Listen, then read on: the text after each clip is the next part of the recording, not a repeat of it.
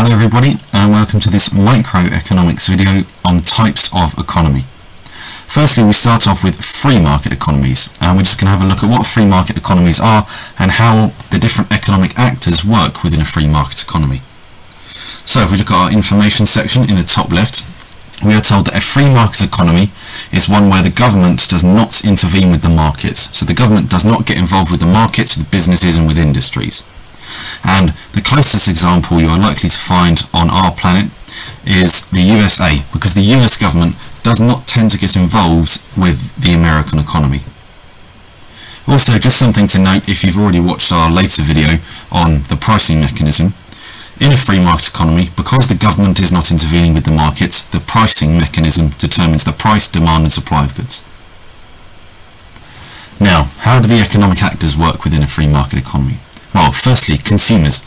There is no restriction on what consumers can buy. And this is because the government is not putting a restriction there, because the government isn't getting involved, remember. So consumers, there is no restriction on what they can buy, therefore they set demand. So if consumers buy 40 goods, then demand is 40 goods. There is no restriction. Next we have workers. Workers, just like normal, they aim to maximise their economic welfare by working for the firm which best meets their interests. So working for the firm or business which pays them the best wage, gives them the best pension plan, gives them the most amount of holiday hours, that sort of thing. And now firms and businesses. Firms and businesses in free market economies, just like normal, have the aim of maximising profit, making as much money as possible. And firms determine price and supply. So they will determine what price they sell their goods for, so £1, £2 or £3 for example. And they will also determine the supply of a good. So for example, if I am Cadbury's, I might decide that my supply will be 4,000 crunchy bars. And that is it. They determine the supply because they produce those crunchy bars. Nobody else produces the crunchy bars. Next we have the government, and as we've already mentioned, the government doesn't intervene with the markets, so therefore the government does not get involved, it has no involvement, and therefore it has no economic policy, it doesn't get involved.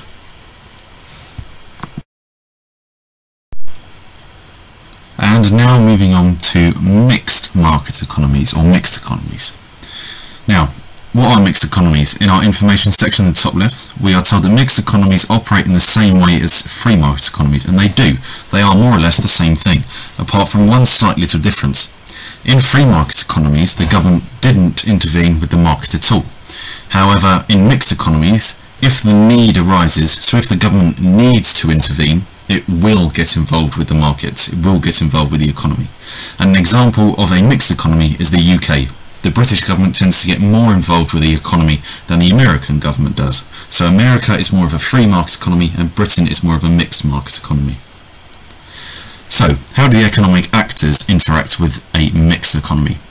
Well, consumers, they are sometimes restricted in choice, so the government may put restrictions there on what they can buy. However, this is very unlikely.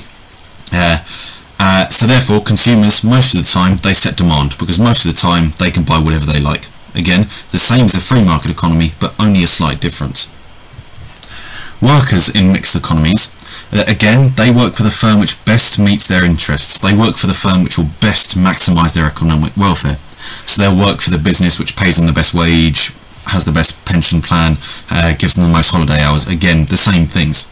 However, in a mixed economy, workers will be given a minimum wage which has been set by the government, so the government is intervening with the market, and there's also likely to be a maximum number of working hours, and this is to prevent the exploitation of the worker.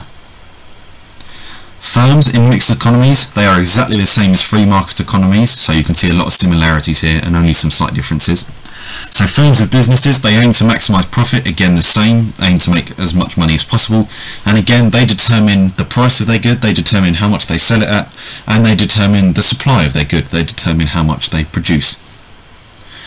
Our major difference here is the government. In a free market economy, the government didn't get involved.